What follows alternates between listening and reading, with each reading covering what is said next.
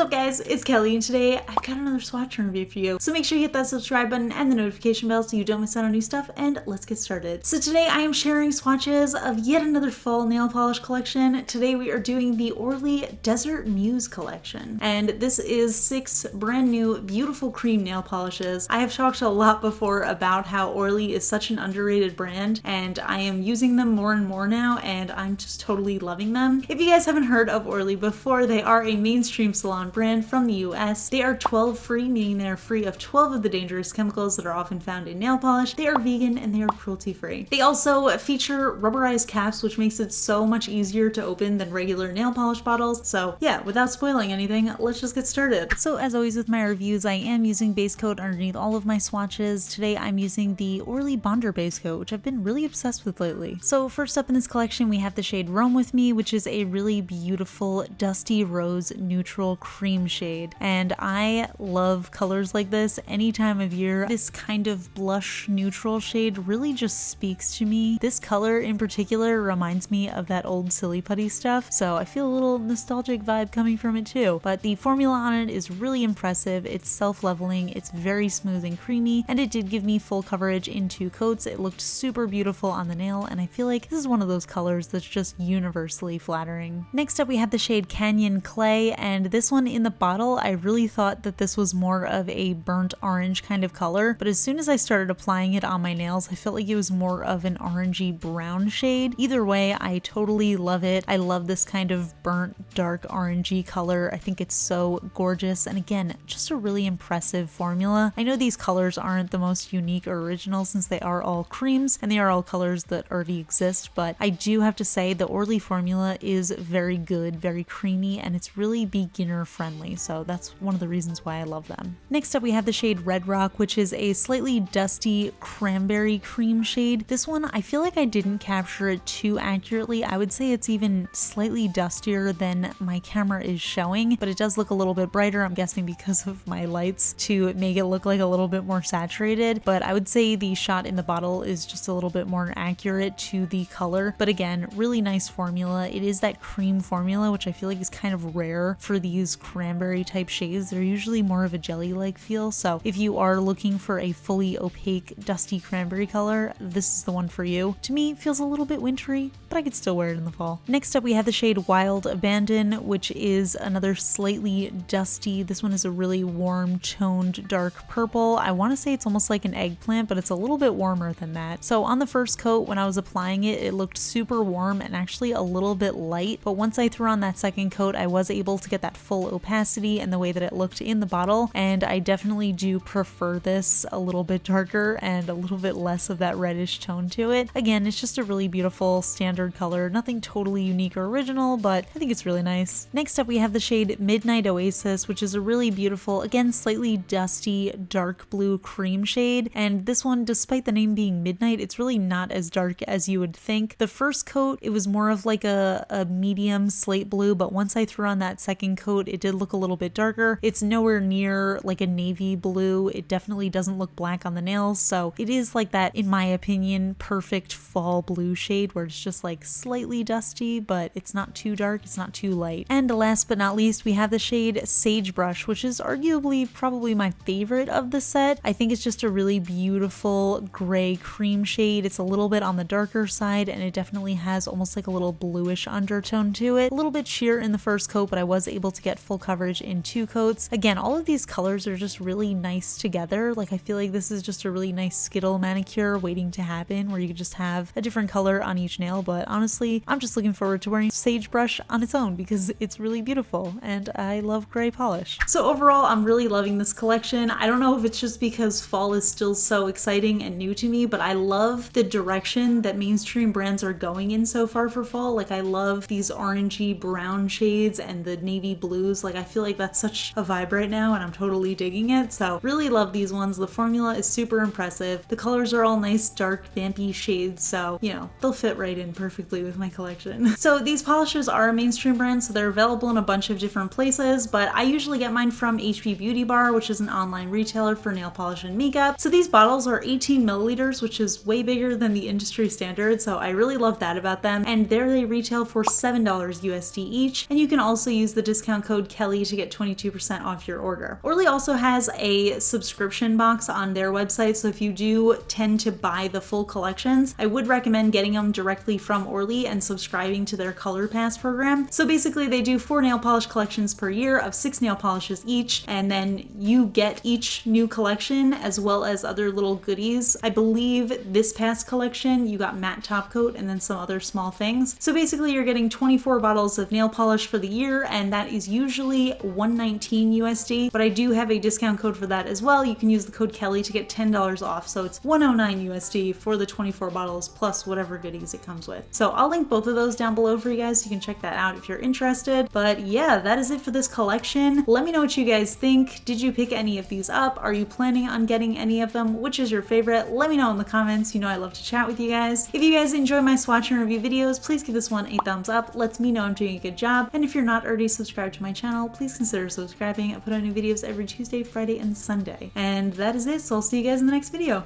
Bye! Okay, so today's fun fact question comes from Patreon supporter Patty, and Patty wants to know. Patty says, I'm not a fan of cancel culture, but are there any brands that you refuse to swatch after seeing controversial things, or do you only stop after your own bad experience?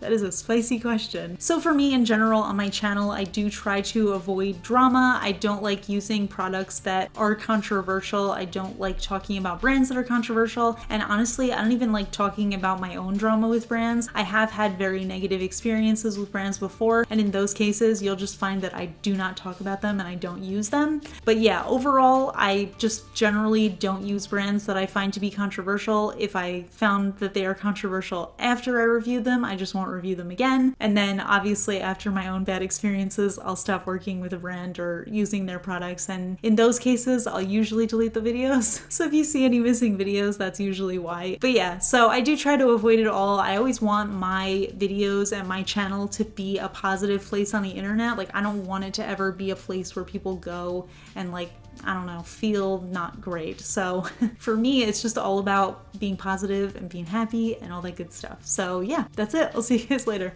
Bye.